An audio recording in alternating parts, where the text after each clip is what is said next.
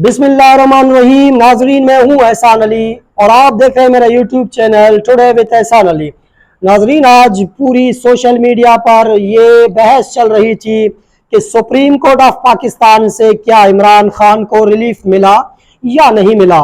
इससे मुतल्लिक आपको आगाह करते हैं इस वीलॉग में कि असल ये मामला है क्या, और फिर इस मामले को आखिर इमरान खान और इमरान खान की लीगल टीम ने सुप्रीम कोर्ट ऑफ पाकिस्तान के सामने क्यों रखा। नाजरीन, ये मामला है तोशाखाना केस का, जो कि एडिशनल जज हमायूं दिलावर के पास लगा हुआ है। नाजरीन, हमायूं दिलावर वो है जिनके फेसबुक पेज में से तहरीक इंसाफ और इमरान खान के खिलाफ जो पोस्ट लगी हुई है, उसी वजह से इमरान खान को ये लग रहा है कि ये हमायूं दिलावर शायद इंसाफ नहीं कर पाएंगे। इसी वजह से इस केस को सुप्रीम कोर्ट ऑफ पाकिस्तान के सामने रखा गया। नाजरीन, अब सवाल ये पैदा होता है कि एडिशनल जज के सामने जो केस लगा हुआ है, क्या इस केस की पटिशन पहले इस्लामाबाद हाई कोर्ट के सामने नहीं रखा गया? जी हाँ, बिल्कुल रखा गया, लेकिन वहां से इंसाफ ना मिलने की वजह से इमरान खान और इमरान खान की लीगल टीम ने ये सोचा कि इस केस की पटिशन अब सुप्रीम कोर्ट ऑफ पाकिस्तान के सामने रखा जाए। नाजरीन, सुप्रीम कोर्ट ऑफ पाकिस्तान ने इस पटिशन को निपटाते हुए कहा कि पहले आप इस्लामाबाद हाई कोर्ट के पास जाएं, वहां से अगर आपको इंसाफ नहीं मिलता तो फिर आप वापस यहां पर आए। नाजरीन, अब इमरान खान और उनकी लीगल टीम ने जो पटिशन इस्लामाबाद हाई कोर्ट में दाखिल करवाए हैं, वो कौन कौन से पटिशंस हैं, अब आइए वो आपके सामने रखते हैं। उनमें से पहला पटिशन ये है कि उसमें कहा गया कि ये केस टाइम बाउंड है, मतलब कोई भी केस अगर 120 दिन उसको गुजर जाते हैं, उसके बाद वो केस किसी के खिलाफ इस्तेमाल नहीं किया जा सकता। इसी वजह से इमरान खान की लीगल टीम ने ये फैसला किया कि अब ये पटिशन दाखिल करवाना चाहिए कि इस केस को 120 दिन गुजर चुके हैं, उसके बाद ये केस नहीं चल सकता। लिहाजा उसके बाद जो पटिशन दाखिल करवाया गया कि ये केस पहले मजिस्ट्रेट के सामने पेश किया जाए, मजिस्ट्रेट के सामने चलाया जाए।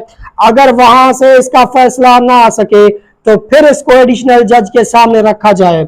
लेकिन इस पटिशन को भी आमिर फारूक साहब, जो कि चीफ जस्टिस हैं इस्लामाबाद हाई कोर्ट के, उन्होंने इस पटिशन को भी नजरअंदाज किया।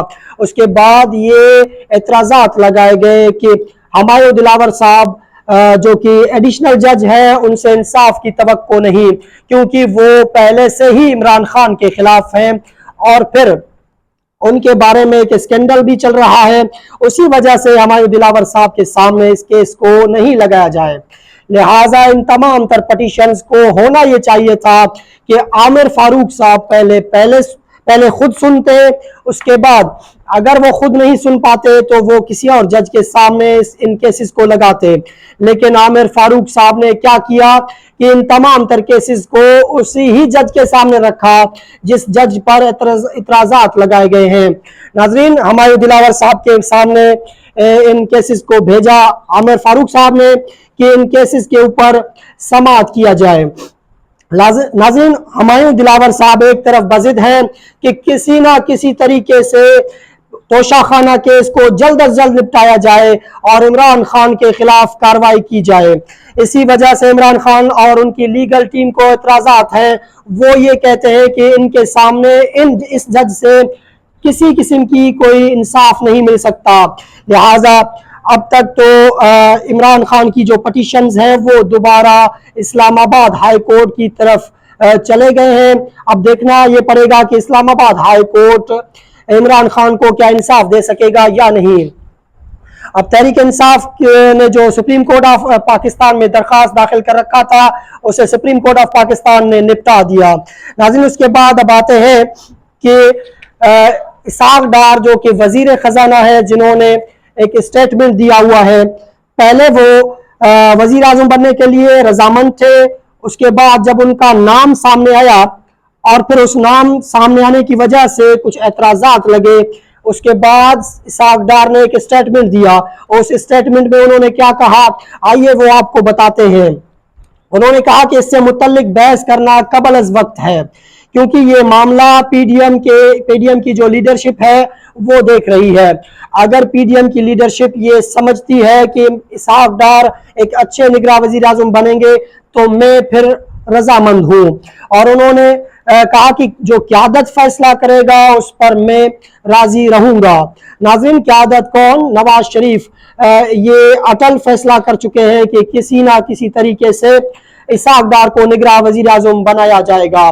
اسی وجہ سے اسحاق ڈار نے یہ اسٹیٹمنٹ دیا ہے کہ نگراں وزیر اعظم کو 60 دن کے بجائے 90 دن دے دینے چاہیے تاکہ وہ صحیح طریقے سے کام کر سکے۔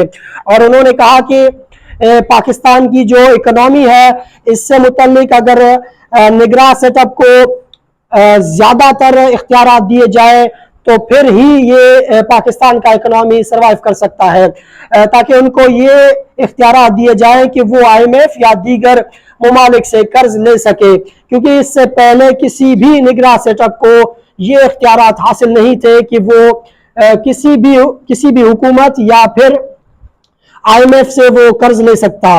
لہٰذا اسی وجہ سے اب اسحاق ڈار نے یہ اسٹیٹمنٹ دینا شروع کر دیا ہے کہ نگراں سیٹ اپ کو مزید اختیارات دیے جائیں۔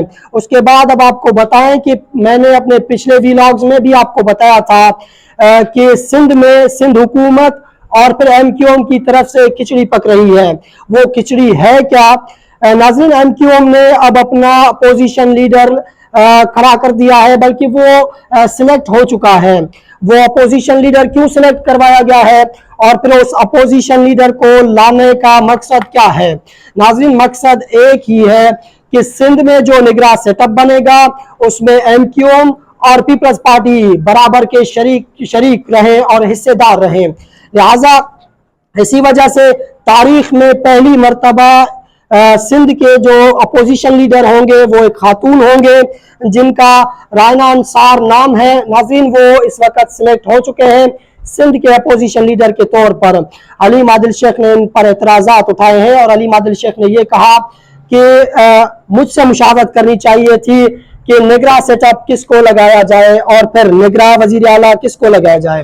اب یہ وزیروں کی جو بندر بانٹ ہونے جا رہی ہے وہ اس طریقے کی بندر بانٹ ہوگی جس طریقے کی KPK اور پنجاب میں ہوئی تھی، اسی طریقے کا ایک بندر بانٹ کیا جائے گا۔ ناظرین، اگر 15 وزیر ہوں گے تو ان میں سے 10 وزیر پیپلز پارٹی کے ہوں گے اور پھر 5 وزیر MQM کے ہوں گے۔